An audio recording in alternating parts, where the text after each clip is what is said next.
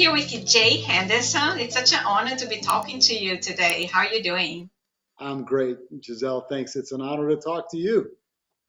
So Jay is a human resource like guru. You have so many, tools and tricks on your sleeves that help us, not just podiatrists, but also, all kind of professionals to find and tune up like the big star and the best professional to helping our, endeavor. So Jay, tell us a little bit about you and your how you get to be such a knowledgeable and professional on that area of human resource. That's a challenge for many of us.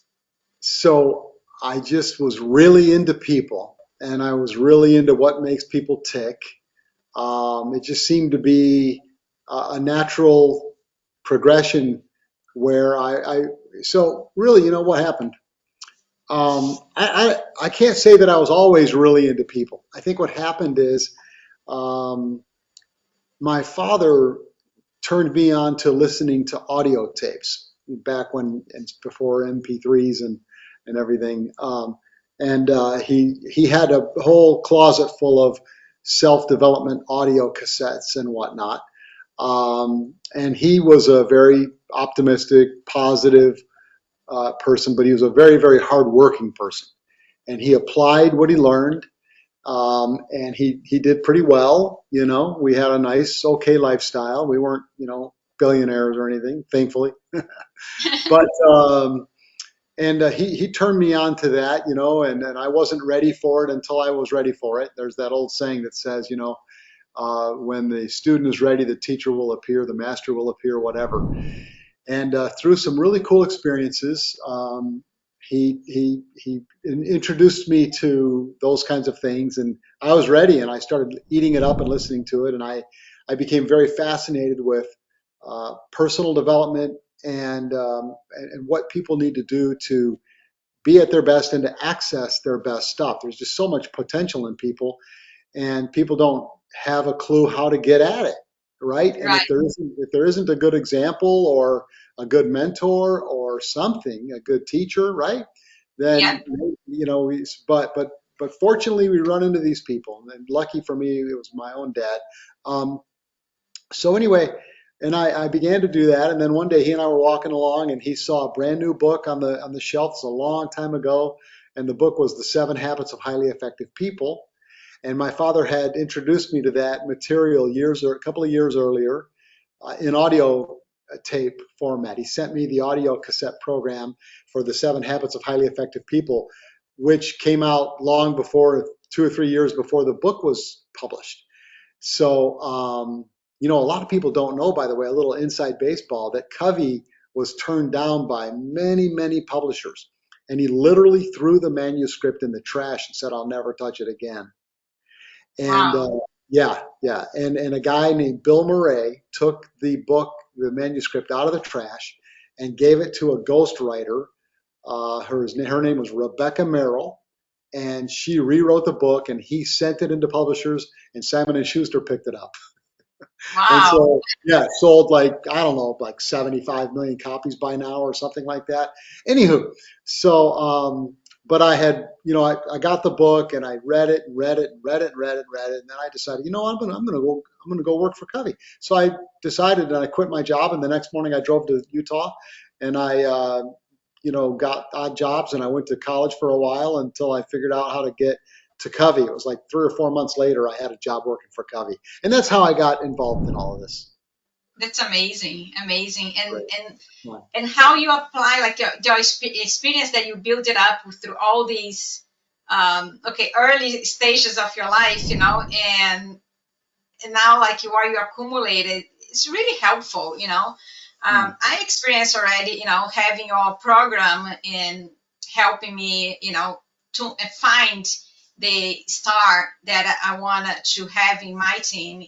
This is a very difficult when you find like five people and then you have to get it to little details to find the right person for you, and that takes years. You tell me that. Yeah. Yeah. Years to get find like to get into different aspects of that decision that need to go. Can you tell me a little bit more how we can go through this process of hire, like you find a few people that you like, they have the resume that it attract you, and now how you can select the one that you'll be the one. So if anybody wants to email me, I will send you, if you don't already have it from me, I will send you what I call, what do I call that? I have a, uh, I have a little package of templates and things that are very helpful for the hiring process. I call it the perfect gifts. And that Mm-hmm. name came from, I used to do a presentation called the perfect job interview where I would teach how to go through this process. And then I said, so if you want these templates that I've been teaching you about, I'll give you templates to help it make it easier for you to find, to know who you want to hire and whatnot. Just if anybody wants to send me an email, I will Have your send, email, so, yeah. yeah, jay@realtalenthiring.com. jay@realtalenthiring.com. And just email me there and in the subject line put perfect gifts and I'll send you an email back, no obligation. Anyway, to answer your question, part of these templates I'm going to send you, the first thing you really want to do is go deeper than your normal approach of determining what the duties and responsibilities of the job are. And think about what attitudes you want that person to have, what behaviors you want to see in that kind of person who's going to work with you, who has had that job before, if anybody, and what was great about that person, and what did you not like about the way they did the job. Um, and so you want to go as deep as you can into determining exactly who you're looking for. And it's the same in your business when you're trying to get clients. You want to know exactly who are the best clients for your business, for your practice and whatnot, right? And so get really detailed about that. In this template I have, I'm not trying to sell you the template. I'm just going to give it to you. But if you will utilize it, it can help you pull that out of you. Uh-huh. And then there's nothing more powerful than a goal that is emotionally charged. So they say that the conscious mind is where your logic stays. And when you emotionalize a goal, it's got to get past the conscious mind. In the back of your head is a thing called the limbic system, and that's where the emotional seat of your mind resides.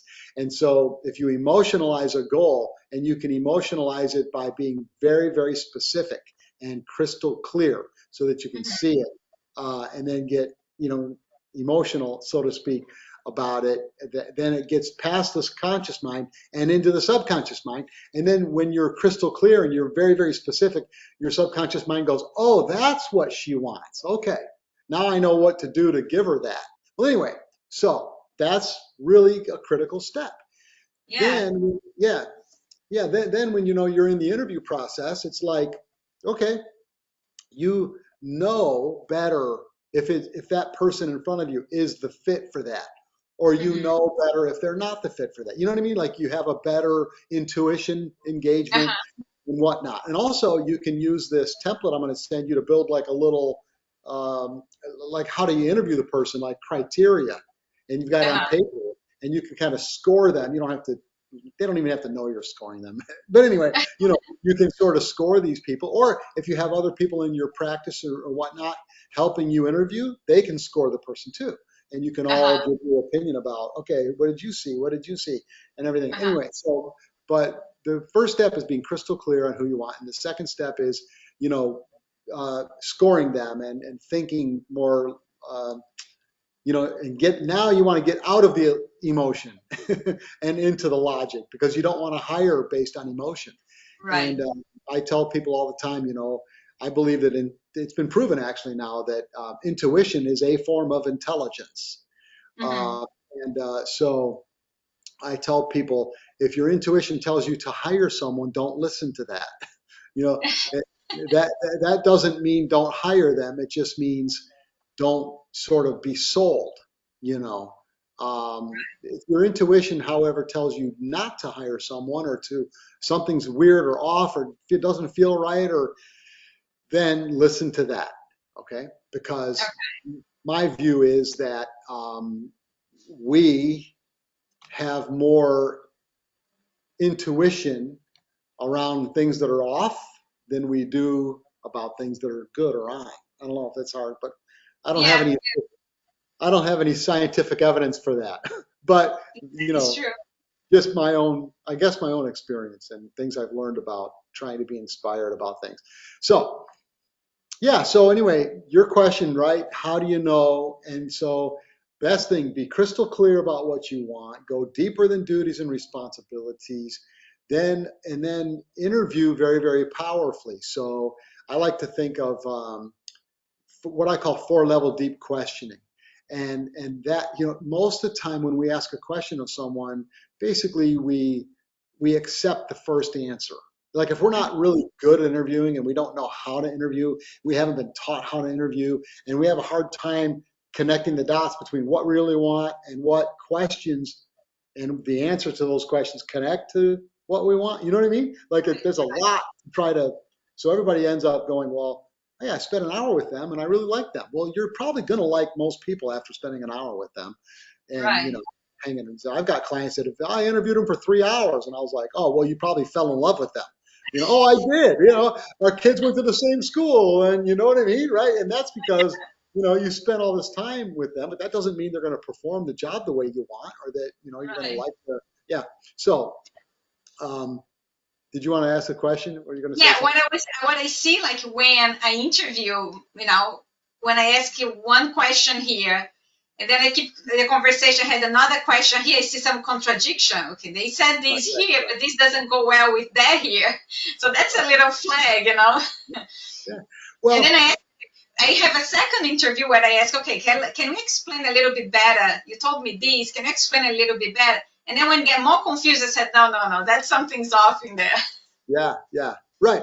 Well, so and that you nailed it. That's exactly the perfect thing to do when you see the four-level deep question point is don't take the first answer, and ask to go deeper on what they asked you, using their own language. Active listening we learn about in communication classes in high school and college. There's a thing called active listening, which is to use their language in asking a question, a follow-up question, right? And so I think it's really important and powerful to do that. A lot of business owners who don't, if you don't know how to interview, they default to talking about what they do know, which is their business or their practice. So they Right, start talking about, yeah, here's what it's like to work here, and that's Mary, and Mary does it here, so and so here.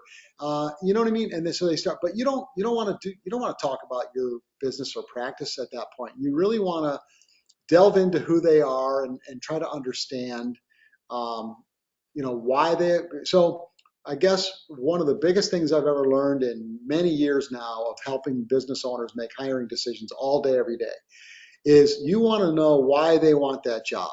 So how does their experience? We all know, check the resume and see if there's any experience they have that you know is like the job we want them to do, right? right. Which gives us confidence that they've done things like this before.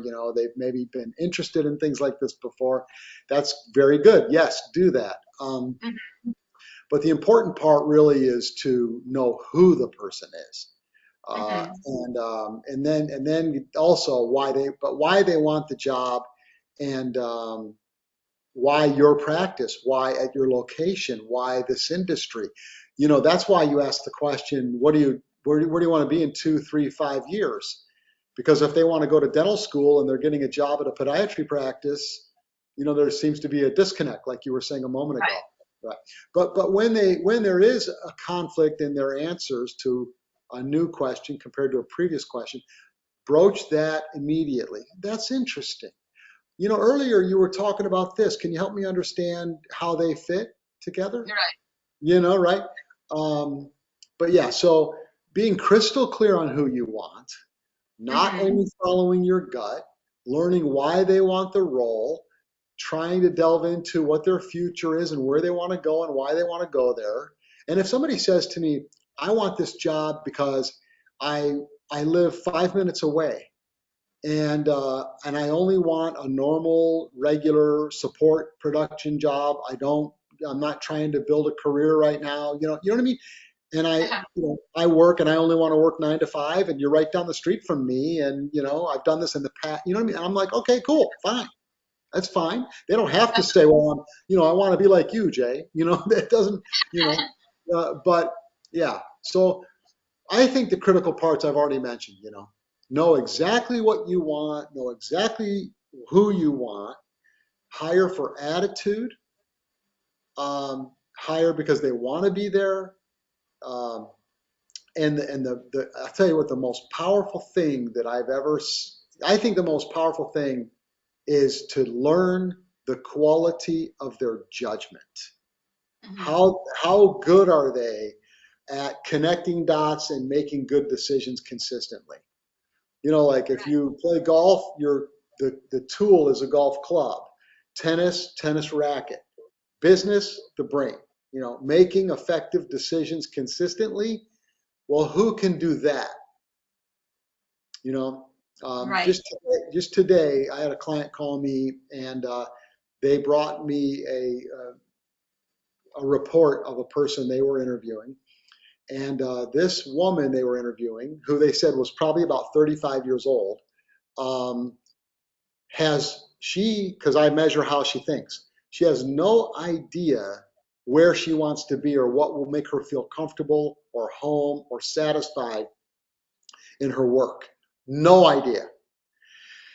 And she's kind of like a freewheeling, intuitive hippie. Probably, no criticism, okay? Uh, there's upsides to that and downsides to that. But anyway, no criticism about it. But the reason I bring it up is because I said that to the owner of the firm, who said, right, I mean, um, she said to me in the interview, I look at the resume, and she did this, which was that industry, and then she did for a few years this, which was that industry, and then, all over the place and back and forth, and left one job and went to another, and then went back to the previous job. And, just like, I said, well, yeah, so she's been struggling with this issue for a long, long time. But this lady was so sharp, her judgment, so her ability to see what's relevant and what's going on around her, and to be insightful about, you think of anything, the boss telling her what to do, a customer, client, patient telling her what to do, working with other employees, understanding people, learning fast, understanding what needs to be done in the job, and who's doing what, and operationally, and where to fit herself, even though she's this hippie princess, I said. So it's like, way sharp. And so they're like, well, I'm worried about the role satisfaction problem, and she doesn't know what to do with herself. And I said, I know. So what you do is you interview her this way. Okay, you find out why she wants a job in your business, what she thinks she's looking for, why she doesn't feel comfortable yet, or hey, your resume seems to indicate you bounced around a little bit. Have you not found a home? Have you not found what you're looking for? Lead her to answer the question that we already know is going on in her head. And I said, man, she is so capable. It's amazing. So if you can get her, if she if she gives you good, reasonable, reasons, I should say, why applying for you, doing this job. But I did warn them, look, though, she's never done that job, and she doesn't know if she's even going to like that job. She's Right. just looking, like, it's like, okay, I'll date that girl because I got to date somebody. I don't know if I like her or not, but I'll go ahead and date her. You know what I mean? That's Uh-huh. not good. Anyways, so I'm Right. talking a So lot. explaining to me how you help professionals like doctors or any other professionals to find these, like give them this advice and find them the perfect match, or any other help that you can do with human resources. Yeah. So when I left Covey Leadership Center, Stephen Covey's book, Seven Habits Company, um, I went down the road. I found out that right down the street they were teaching sports psychology to business owners, teaching people how, or management, Fortune 500 and whatnot. And that's what I really wanted to do. I mean, I almost went and got a PhD in sports psychology. And and in fact, I was helping a guy create the 7 Habits of Highly Effective Athletes. And then I found out that this company was right up the road, and I went and interviewed with them, and I jumped over to them. And when I did that, they had me complete this very weird, bizarre 2-page exercise, rank ordering really weird items against each other from best to worst. And I was like, okay, well, I don't know what the heck this thing's about. So I called my dad actually, and I said, hey, Dad, they want me to take this thing. He's like, well, just do it. I mean, so you're fine. You don't have nothing to worry about. Just be yourself and take the thing. Quit being a wimp. You don't have to call your dad for this. No, I'm kidding. But so anyway, so I took it and I went in and I got my interview. Well, so I did a first interview. Then he asked me to take the profile. So then I went back for my second interview, and he knew me like the back of his hand. And it literally, I was shocked. I almost was crying at one point in the interview because he knew me so well that he asked me a question that just hit me like bam. And I was like, and I'm in my best suit, I'm all dressed up. I'm trying to be the man, show my best stuff. And I walked away. I got the job, and then 3 months later, they had us. Our company was about 7, 8 people at the time. The science guru of this profile, came out to Utah. We went up into Park City, or Sundance, Utah. Actually, not Park City. It was Sundance. If you've ever been there, it's phenomenal. But we went there and we spent 3 days in a cabin with a river running right under the cabin. It's really beautiful. Studying the science. And then so I had a bunch of experiences after that led me to understand that this is an objective mathematical measure of how people think and make decisions. Unbelievable. Rather than a subjective with some statistics, some true scientific statistics. But as a more subjective process, they normally measure behavior in people. And then you're guessing about a lot of stuff. And I love all the tools. I got nothing bad to say about any of them. But yeah, you're right. It blew me away. Okay, we have an objective science that can measure how people think, the intangible of thought, accurately. Wow. And I had an experience with the guru on the phone about a year and a half after I got trained, where he knew somebody that I knew. So a friend of mine took the profile and we got on the phone together, and he described, never met the person, had no clue who they were. And he described them like the back of his hand. And I just said, this is incredible. The ability. Yeah.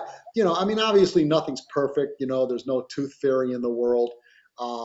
It's very, very accurate, but I lose accuracy trying to blend that person with the boss or the other team members or the system they have to go put themselves in, or the job that they may want to do or may not want to do.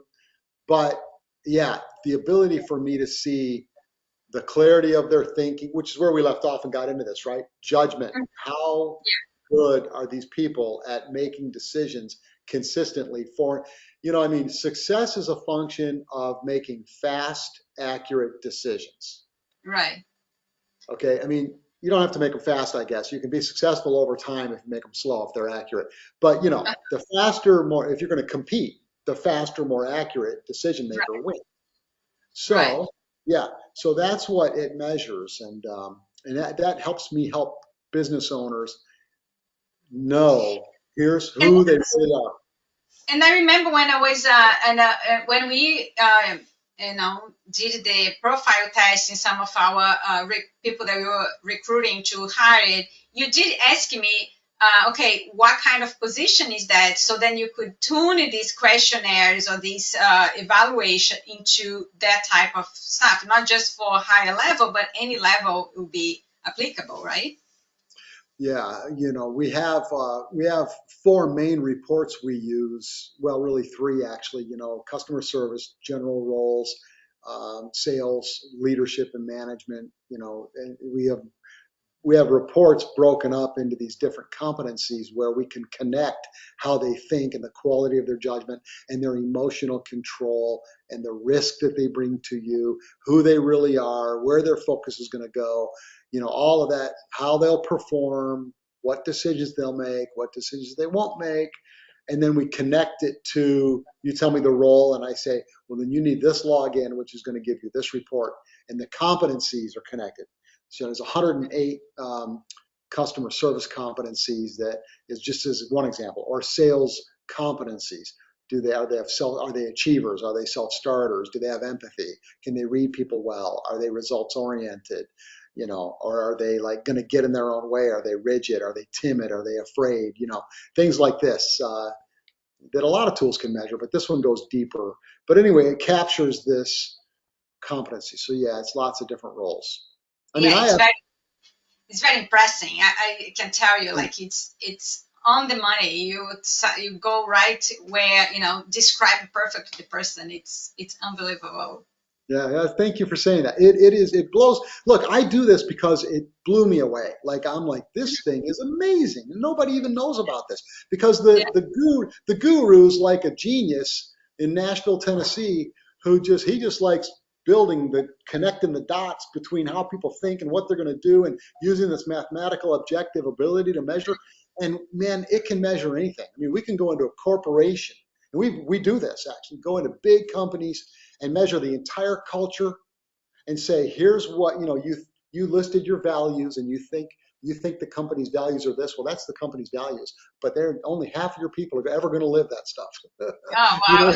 You connect dots between, we have all kinds of different, here's what the leadership says work should be, but here's what is actually going on.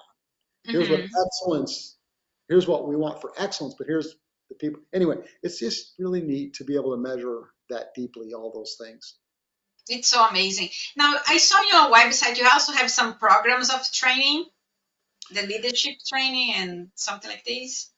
Yeah, so I mean, over the years, like when I left Covey, I learned how to coach other people to higher levels of performance, using principles from the world of sports psychology. And why sports psychology? Well, they have all the information about how people perform under pressure.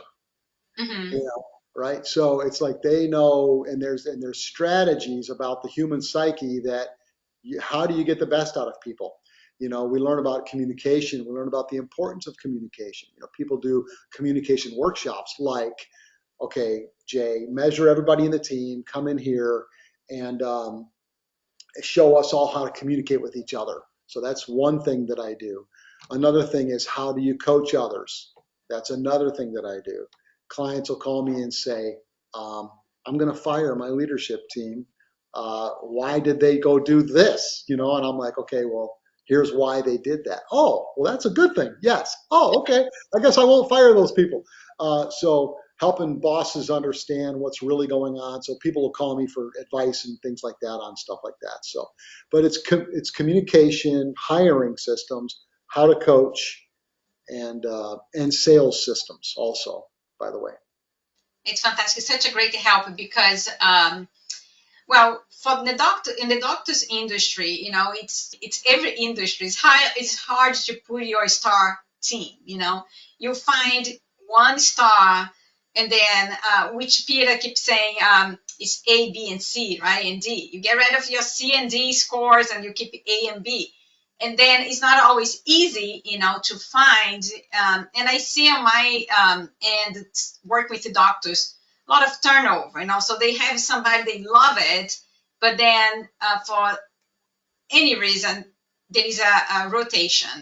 So this is so important to find the right people that they can walk with them on the journey. And that's why you said they need to identify and really know what they're looking for, so they can narrow and get your help to find that person, right?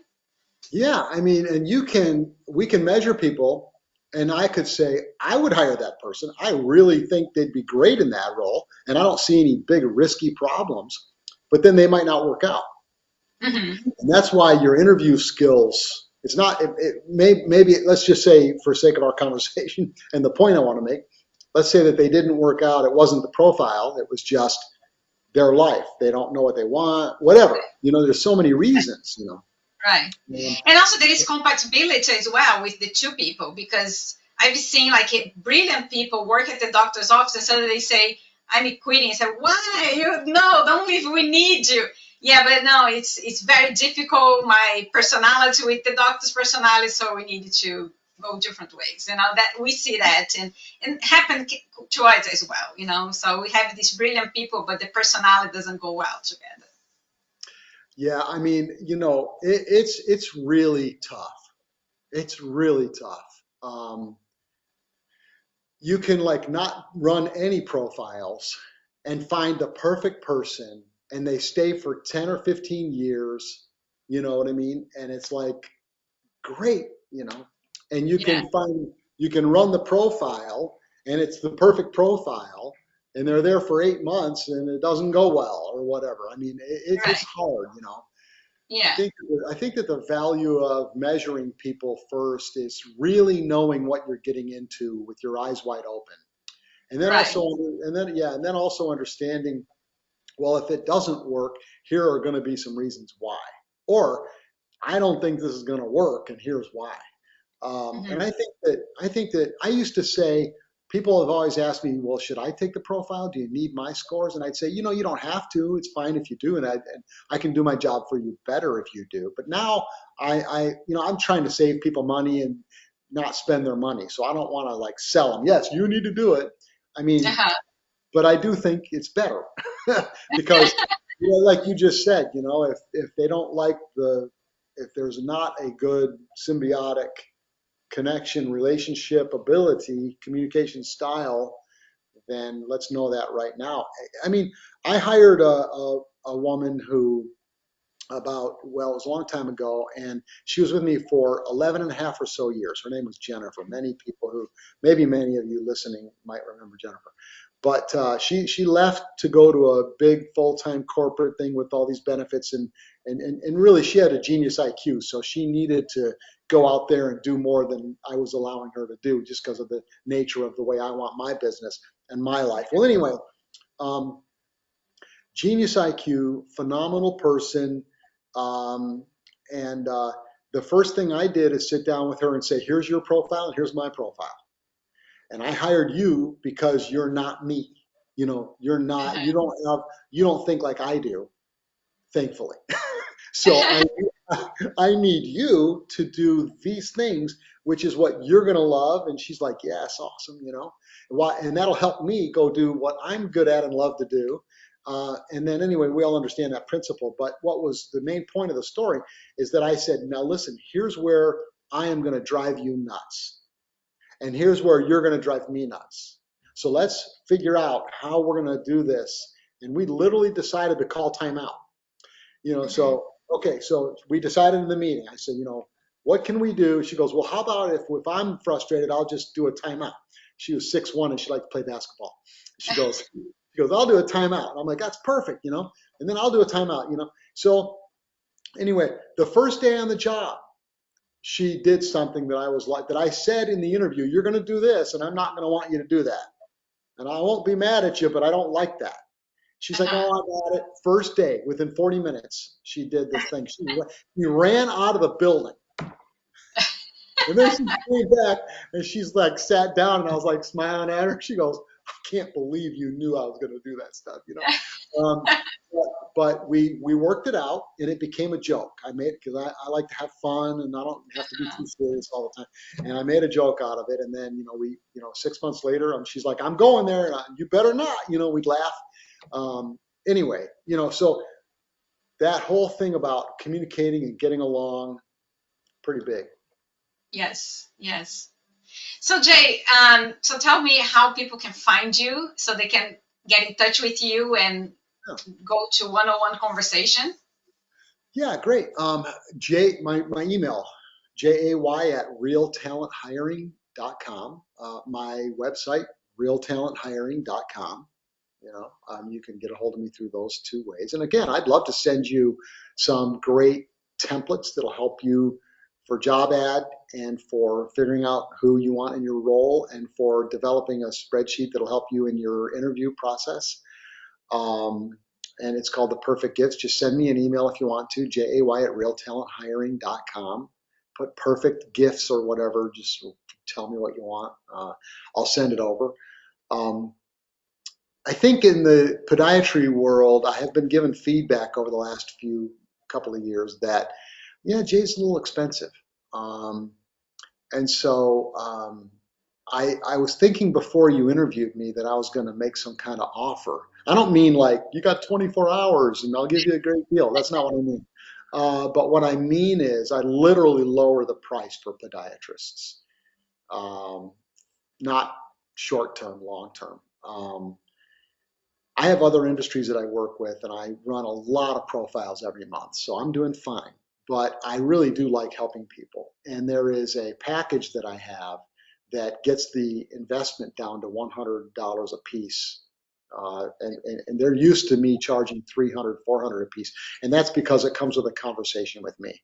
So anyway, just let me know if you want to talk about that, if you have any questions, and we'll work something out together. So that's great today. And then, yes, I don't think you it's an investment, and just the comment that you did on the price, it's an investment. And if you think about how long you spend with a staff that it's not going to give you results, you'll be way more than $300 in a profile, you know. So it's just, you know, it's the money that you put up front to avoid a bigger loss. So, but now, Yeah. here you go. You'll give you a big Yeah. discount, a good offer to the docs, so they cannot miss that because you have a lot to offer. And you're the perfect person to say that, so I appreciate that, right? Because you're so into the numbers, you know, right? And it's true. It really is true. It's hard though for people sometimes, you know. I mean, there's times when I hang up off the phone and I think to myself, I should have charged them $5,000 for that, and I'm dead serious. Okay, I have boards of directors call me and ask me about CEOs. They'll send me 5 CEOs, and I'll charge them $500 a piece, and just tell them who to hire that's going to run the whole company for that kind of money. I mean, you know. And by the way, I make a joke. People who don't listen to me when I say don't hire someone, they need to charge me. I need to charge them like triple. I'm joking, you know, but. Anyway, yeah, but you know, there's ways to do it where if you feel like you don't have tons of revenue and you're concerned about it, or you don't believe in it, or you need a guarantee, no problem. I'm easy. And you heard it here first on ParaDocs. Yes. Well, you know, I'll tell people, and I'll trust Jay. That's why we're having this interview in here, because I only bring it to the business side of podiatry revenue, people that I trust and people that I really, you know, be happy to cross path with professionalism, you know, and build it up a team of professionals that can really help the doctors to make a difference on their practice. Awesome. Well, I really appreciate you having me. I feel I'm honored. I do appreciate it sincerely that you think of me and have me on. So thank you, Jay. So nice talking to you. Awesome. Good talking to you. We are looking forward to our next episode. Your questions and comments fuel our discussions, so keep them coming. Don't miss out on the latest updates. Hit the subscribe button and stay connected with us on this journey of success.